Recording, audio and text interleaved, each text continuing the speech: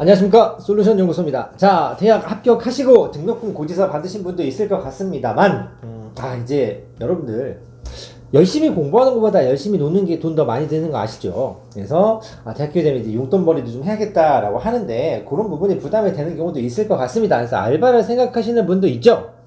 그런데 다른 알바 또는 뭐 국가장학금 뭐 이런 건 다 한 번씩 저희가 소개를 해드렸었는데, 학교에서는 알바가 있습니다. 그걸 간단히 좀 소개해 드리도록 하겠습니다. 그래서 뭐라고 그러냐면 근로장학이라고 합니다. 물론 내가 공부를 엄청 잘했다, 다 쌈 싸먹었다 라고 하면 성적장학금 공짜로 학교를 다닐 수 있긴 합니다만 모두가 그 특혜를 받을 수 있는 건 아니기 때문에 이거 한번 알아보기로 하겠습니다. 물론 대학교 근처에서 알 수 있는 알바는 굉장히 많죠. 요즘에 선정도 하지 않습니까? 뭐 알바몬, 알바천국, 그런 알바보다는 제 경험상 주위를 살펴보면 학교에서 하는 알바를 하는 게 꽤나 쏠쏠합니다. 그래서 간단히 소개해 드리도록 하겠습니다.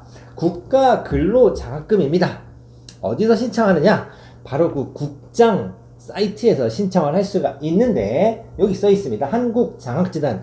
여기에서 주는 무슨 장학금이나 기부금 같은 게 어마어마하게 많습니다. 관심이 있으시면 한번 들어가서 클릭 한 번만 해 보시더라도 요런 거 신청해 볼 만하지 않나 라고 하는 게 눈에 보이실 수 있습니다. 아는 만큼 받아 먹을 수 있다라는 게 여기 이제 복지 혜택이죠. 그래서 언제 신청하느냐? 1차는 이미 끝났습니다. 그런데 요거 보시면은 1차 사업이 있고 2차 신청, 1차 신청 이렇게 되어 있는데, 쉽게 말해서 1차 사업은 3월 1일부터 8월 31일까지 진행되는 부분을 1차로는 12월 27일까지 마감을 했고 추후에 2차 공지를 띄우기는 합니다. 그래서 보통 그냥 1학기와 여름방학, 2학기와 겨울방학 이렇게 나눠져 있는데 2차도 9월 1일부터 2월 말까지 기간이 정해져 있는데, 예전에 학교 근로 같은 경우는 학교에서 공고를 띄우고 학교에다 신청을 했다면 요즘은 이거를 학교에서 장학재단에 신청을 합니다. 그리고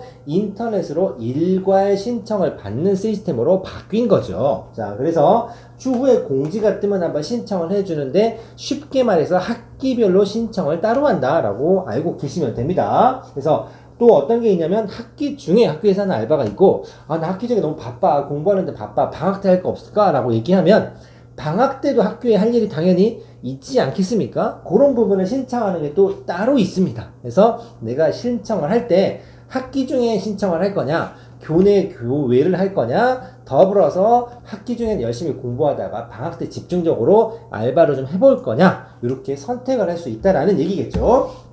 선발 기준은 뭐가 되냐면 국장과 아주 비슷합니다.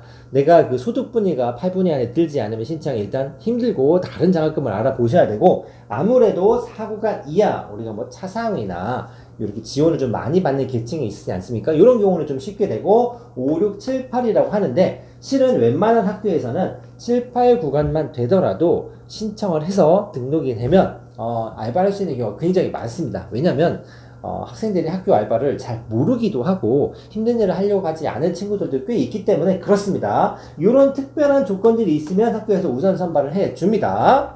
자, 제출 서류 내용이 없는데 국장과 똑같다고 보시면 됩니다. 이 국장 신청하는 거는 되든 안 되든 무조건 신청하십시오 라고 얘기하는데, 이게 학기 초나 학년 초에 입학할 때 한 번만 신청을 해 놓으시면 그 다음부터는 인증이나 이런 과정이 없이 신청만으로도 접수가 된다는 게 굉장히 편리합니다. 그래서 제대로 한번 신청을 해 놓으시면 이 사이트는 굉장히 유용한 사이트가 될 수 있습니다. 자, 그럼 얼마를 주느냐? 그러면 나라에서 주는 돈인데 이렇게 돼 있습니다.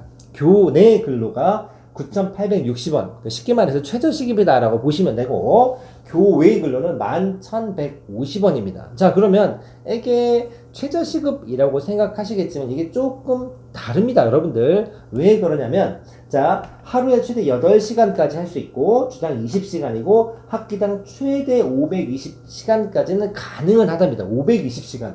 만약에 이걸 그대로 환산한다고 치면 한 학기 동안 알바에서 500만 원을 벌 수 있다라는 꼴이 되는데, 이 알바가 왜 좋냐면 아주 예전에 라떼 시절의 말입니다. 학교에서 근로장학을 신청하면 이런 기준이 있습니다. 그러면 한 학기 동안 100시간 채워, 한 학기 동안 200시간 채워, 그러면 토탈 얼마를 주겠어, 이런 식으로 알바를 운영을 했는데, 학교 근로장학을 요즘에 어떻게 하냐면 신청을 하게 되면 어떤 일을 할 것인지 학교에서 이제 좀 조율을 하겠죠. 그러면 이 학생은 어느 과 또는 어느 부서에 가서 어떤 일을 좀 서포트하면 좋겠다라고 조율을 하면 담당자가 정해지고, 제가 공강 시간이 언제니까 무슨 요일날 와서 무슨 몇 시간 동안 일을 할 수 있을 것 같습니다라고 시간표를 좀 짜게 됩니다. 다시 말해서 우리가 흔히 말하는 알바처럼 똑같이 시간표를 짜서 가서 일을 하게 되는데, 여러분들 학교 다녀보셨죠? 학교에서 무슨 어마어마하게 힘든 일이 있는 경우가 그렇게 많지 않습니다. 그리고 내가 수업하다가 공강이 나면 한두 시간씩 할 수 있는 그런 찬스가 생긴다는 얘기는 이동거리나 시간 절약 차원에서는 굉장히 괜찮습니다. 그리고 만약에 아주 괜찮은 위치에 교외 근로가 걸렸다 그러면 시급이 11,150원으로 올라갈 수도 있습니다. 그러니까 이런 거는 한 번쯤 할 수 있는 만큼 하는 거기 때문에 의무 이렇게 채워야 되는 시간도 없어. 그래서 괜찮습니다. 자, 그러면 여기까지 대충 근로자가 괜찮네, 궁금한 게 좀 생길 수 있겠죠. 홈페이지에 아주 다양하게 Q&A 형식으로 질문해 놓은 게 좀 있습니다. 뭐가 있느냐, 근로자가 신청한 학교마다 일정이 다른가요? 우리 학교 일정이 다른지 확인해야 되는, 그렇지 않습니다. 일단 이 자격증에서 한꺼번에 신청을 하되 이 일의 시작과 일의 종류와 어느 정도에 언제 할 것인지 이런 건 학교별로 좀 다르기 때문에 학교에 확인은 해야 되지만 신청은 일괄적으로 온라인으로 한다라고 알고 계시면 됩니다.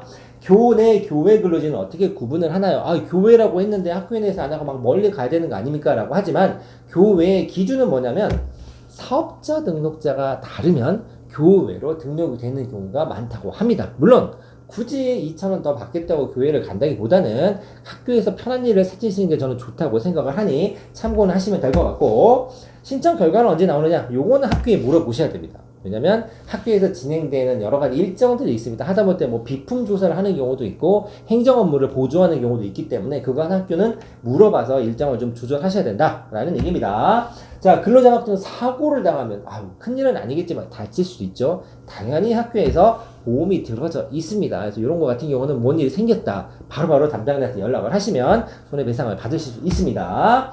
매 학기 새로 신청해야 되는, 한방 신청하려면 매년 되는 거 아닌가요? 라는 게 아닙니다. 매 학기마다 내가 교내, 교회, 방학 알바를 할 건지를 일일이 조율을 하셔야 되기 때문에 매 학기 신청을 해야 된다. 아까 말씀드렸죠? 처음에만 인증을 제대로 해 놓으면 나중에는 터치와 신청만으로도 가볍게 정리가 될 수 있는 부분이 있으니 꼭 회원가입 해 놓으시고 공인인증서로 한번 등록해 놓으시면 좋습니다. 매 학기마다 새로 신청합니다. 자, 여기까지 근로장학 좀 알아봤는데 가장 쉬운 장학금입니다. 실은 더 빵빵하게 지원하는 장학금도 굉장히 많고 댓글 좀 달리면 저희가 열심히 조사해서 영상을 만들어 보도록 할 텐데, 근로장학과 국장은 웬만한 친구들, 즉 8분위 안에만 들면 신청할 수 있는 장학금이기 때문에 한 번쯤 고민해 보십사 하고 소개해 드렸습니다. 감사합니다.